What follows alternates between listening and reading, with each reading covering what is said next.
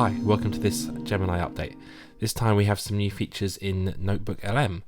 So you can now generate cinematic overviews in notebookLM. So previously you could create a video overview, which is a bit like a kind of slideshow presentation with a narrator talking over the top. Now you can create cinematic overviews. So this is notebookLM using Gemini's image and video generation to create animations and images to help explain concepts within the video.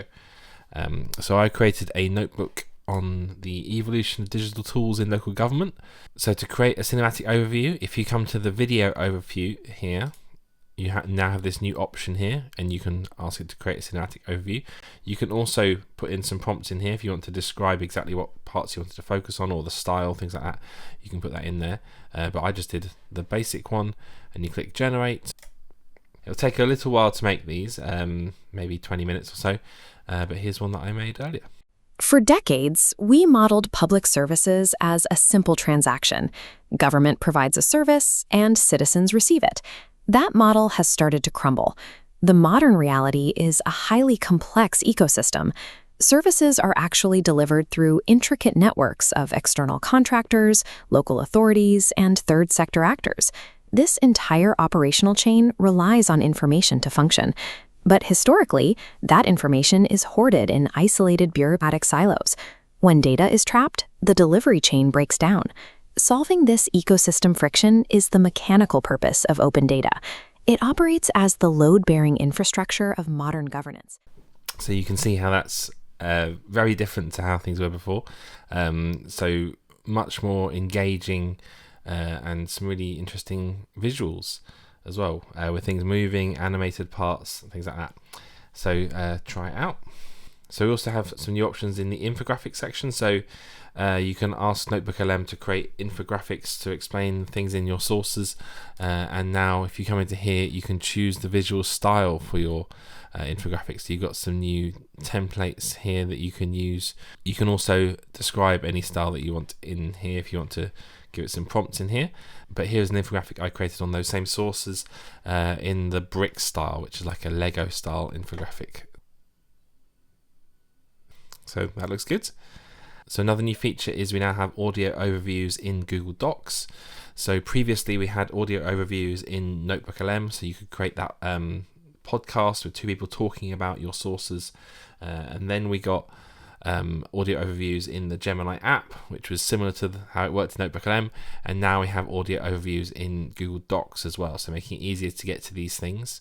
If you're in a document, you can come to Tools at the top here and go to Audio, and the first option will be Listen to this tab, and that is where Gemini will read out the document for you word for word. And that can be very helpful. You can also use the smart chips to put that button into the document, but you can now also listen to the summary of the document. So if I click on that, it will summarize what that document is about for me. This guidance outlines the rules for safely using artificial intelligence tools at work to boost productivity. Digital and IT will review all AI tools for security and GDPR compliance, categorizing them as green, amber, or red.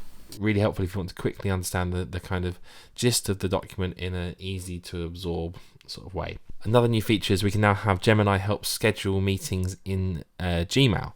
So if you are writing an email and you're talking about arranging a meeting in that email, it will notice that, and this help me schedule button will appear down here in the bottom of Gmail.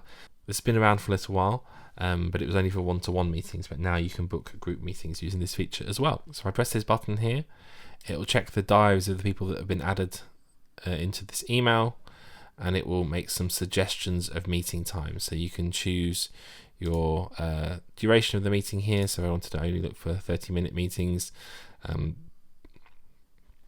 It will then make some suggestions. So these greens sections here are the ones that it's suggesting, and I can, if I don't like any of these suggestions, I can remove these, and I can add my own suggestions in here as well. And then when I'm happy with all of these things, I can then press that propose button down here, and it'll put that into the email. So I can then send that email to the person I want to meet with, and it gives them those options, and they can then click those buttons in the email, and that will book the meeting at that time. So yeah, really helpful feature. And lastly, we have some new features in Google Vids. So if you haven't used Google Vids before, this is Google's video creator suite. It's kind of a bit like a video editor, but it can also create AI generated video and music and create storyboards for your videos as well. So if you want to use it, you can find it with all the other Google apps. So if you come to your Drive, come to the 9 dots up here, you can go to Google Vids here, and you see these options here for generating your videos. And the new features that we've got this month is the new AI avatars.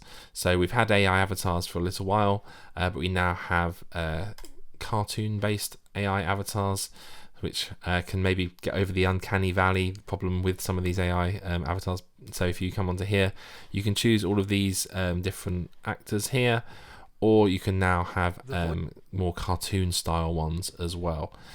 So you can get a sample of The voice you these. select makes a difference in how viewers respond to your video. It should fit your video's purpose and style.